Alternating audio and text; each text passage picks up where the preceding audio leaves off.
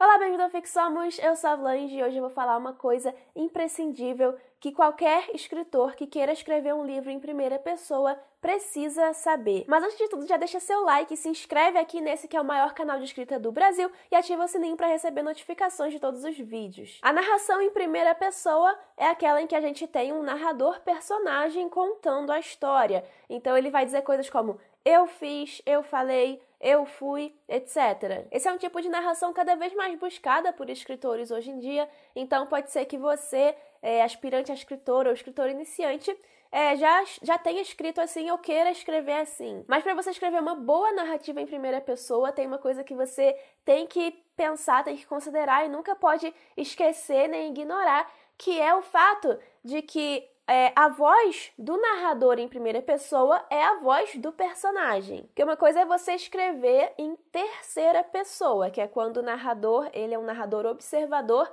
que conta a história, falando coisas como ele disse, ele fez, então ele conta a história sem participar daquela história. Esse é um narrador em terceira pessoa, um narrador observador. Nesse caso, do narrador em terceira pessoa, como ele não participa da história, ele só existe enquanto uma voz à parte, enquanto uma voz narradora. Então, esse narrador em terceira pessoa, ele não é um personagem que vai participar da história e interagir com outros personagens. Por isso, o único jeito de você mostrar a personalidade desse tipo de narrador é através da própria voz dele, né? Então é por meio da linguagem que ele vai usar para apresentar a história, ou seja, por meio do discurso. Agora, quando a gente está falando do narrador em primeira pessoa, ou narrador personagem, a gente está falando de um narrador que ele existe tanto enquanto uma voz, ou seja, ele existe tanto na linguagem, tanto no discurso, quanto dentro ali do universo ficcional. Ele é um personagem que está participando ali do enredo, que está realizando ações, que está interagindo com os outros seres que habitam aquele universo ficcional. Ou seja, a personalidade desse narrador-personagem, ela está sendo informada para o leitor tanto no discurso quanto no enredo, e não só no discurso, como seria o caso do narrador observador. Isso significa que para você escrever uma boa narrativa em primeira pessoa,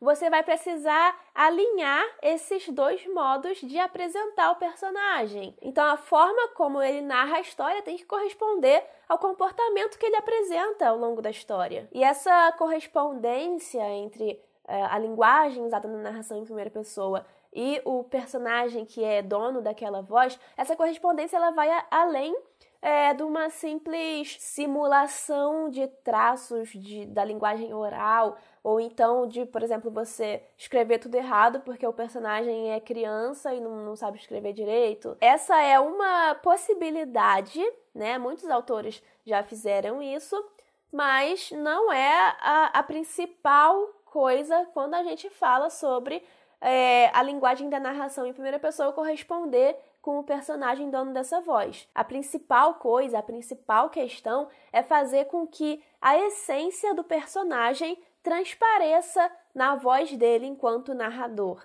Por exemplo, você tem então um personagem que no enredo, todo o comportamento dele mostra que ele é um cara covarde, que ele é medroso, enfim, as ações dele estão pautadas por essa covardia.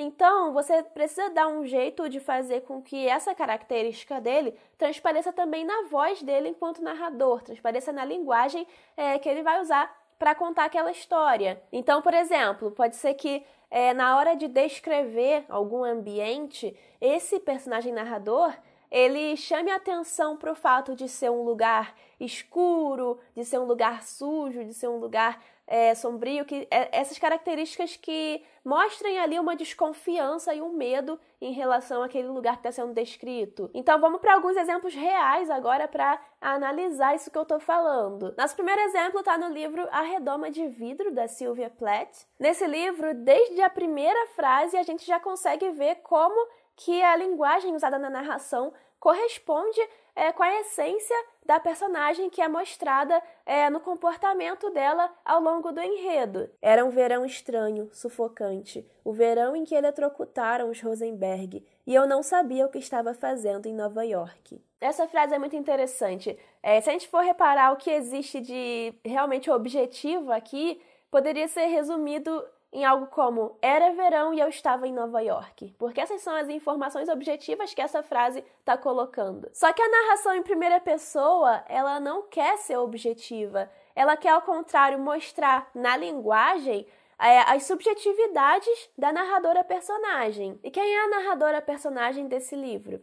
É uma jovem estudante que está fazendo um estágio em Nova York e ela está passando por uma crise de depressão. Então, quando ela diz era um verão estranho, sufocante, na verdade é porque ela estava se sentindo estranha e sufocada nessa época em que se passa a história. Ela chama atenção para tudo de negativo possível. Então, por exemplo, ela fala o verão em que eletrocutaram os Rosenberg, chamando a atenção para uma coisa negativa que aconteceu nesse verão, uma coisa que aconteceu na vida real, né? Esses Rosenberg foram um casal que foi eletrocutado por uma pena, né, de morte que existe lá nos Estados Unidos. E isso estava nas manchetes dos jornais nesse ano de 1953. Então, eles não são personagens na história, eles não são pessoas que vão aparecer na história. Eles só são representantes de um fato negativo que aconteceu no tempo em que se passa a história, e aconteceram várias coisas positivas nesse mesmo verão desse mesmo ano, só que a personagem narradora ela vai chamar atenção para essa coisa muito negativa que aconteceu. É um evento marcante que está ligado à dor e à morte, e a autora escolheu escrever dessa forma porque aqui a narração está sendo filtrada pela personagem narradora, que está ali num momento muito negativo. Assim como quando ela diz, eu não sabia o que estava fazendo em Nova York. Isso também é uma forma de mostrar a essência da personagem por meio da linguagem. Porque essa narradora personagem, ela sabe sim o que ela estava fazendo em Nova York. Tanto é que ela vai contar isso para o leitor algumas páginas depois. Só que o fato dela dizer que não sabe é um jeito de revelar a inadequação que ela sente em relação àquele lugar onde ela está, e o descontrole e a falta de perspectiva que ela sente em relação à própria vida dela. Então, tudo isso faz parte da essência dela como personagem e está sendo evidenciado pela linguagem ali na narração. Um outro exemplo de como as boas narrativas em primeira pessoa elas vão evidenciar a essência do personagem não só no enredo, na história, como também no discurso, tá no livro Acorda Menina, é Hora de Agir, do Max Lobo. Esse livro se passa em Ceilândia, no Distrito Federal, e ele vai contar a história da Cristiane, que é uma mulher trans que ela trabalha numa empresa lá, só que ela recebeu 8 reclamações no RH dessa empresa, então ela vai ser demitida por causa disso. O único jeito dela salvar o emprego é se ela conseguir retirar pelo menos 4 dessas reclamações. Então, num belo domingo, ela decide ir pessoalmente na casa de cada uma dessas pessoas que reclamaram dela para tentar argumentar com essas pessoas. Então, esse livro ele é narrado em primeira pessoa pela Cristiane, que é a protagonista, né, uma narradora personagem, e ele é narrado no presente, com o tempo verbal no presente. E aí, tanto na linguagem da narração quanto no enredo, nas ações dessa personagem no enredo, a gente consegue entender como ela é, como é a personalidade dela e também o estado de espírito dela ao longo dessa narrativa. Por ela ser uma mulher trans, a transfobia vai ser, sim, uma questão para ela, né, na relação dessa protagonista com os outros personagens, só que ao longo da história a gente vai percebendo que sempre tem algo mais, né, que a própria Cristiane, ela tem uma moral questionável, ela tem atitudes questionáveis, então ela não é uma vítima pura, porque ela é uma personagem que tenta o tempo todo ser racional, ser lógica, só que às vezes ela não consegue segurar as emoções, então ela acaba tomando ações ali, realizando ações por um impulso de raiva ou de vingança, etc. Essa luta entre razão e emoção, ela é a questão essencial dessa personagem. E o interessante é justamente que em todo o tempo, a linguagem usada nessa narração em primeira pessoa e o formato mesmo do livro evidenciam essa questão essencial da personagem. A tentativa de ser lógica e de se guiar pela razão é como se fosse o estado padrão da personagem. Então, na maior parte do livro, a gente vai ver uma linguagem que vai mostrar isso, né? A linguagem da narração, na maior parte do tempo, ela vai ser muito lógica. E a gente pode ver isso em parágrafos como esse aqui, por exemplo. Enquanto o elevador desce, descubro serem 9 da noite. Minha pausa relaxante de boas sensações durou 1h30.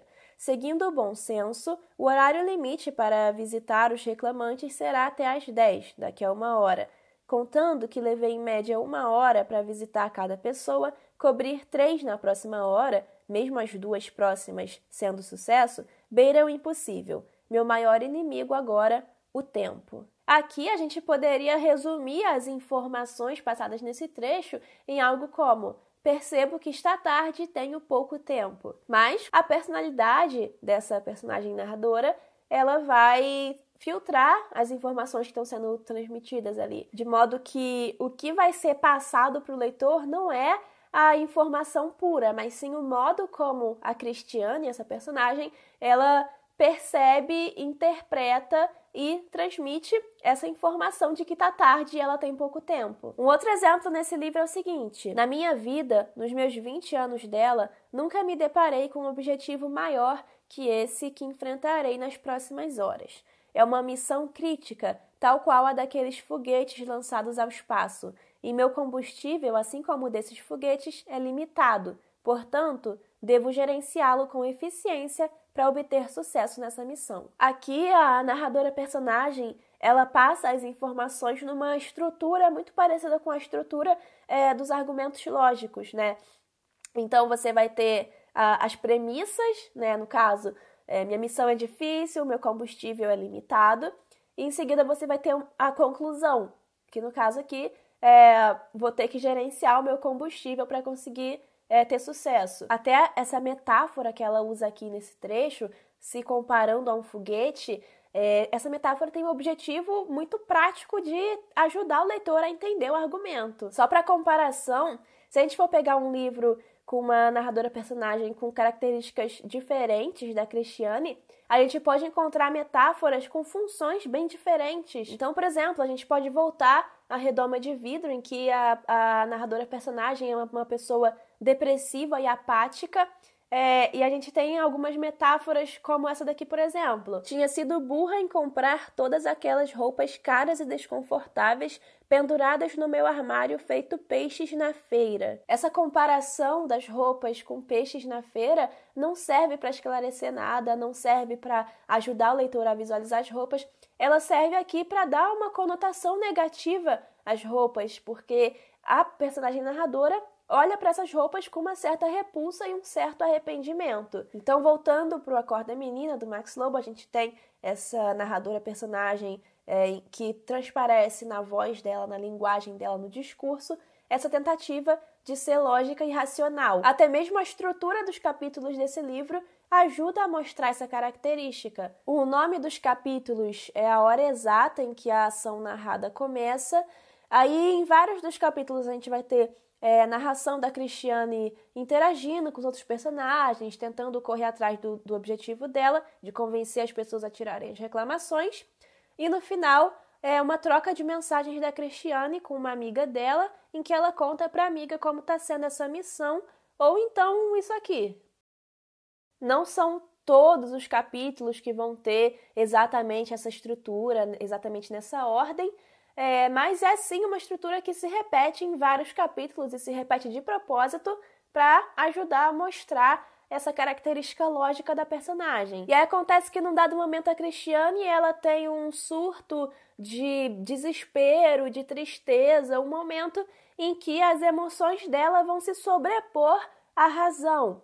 E aí, nesse momento, acontece o seguinte: a forma do livro acompanha essa sobreposição da emoção à razão. Ou seja, aquela estrutura que estava buscando a lógica, que estava buscando a padronização, ela é arruinada nesse momento e vira um caos.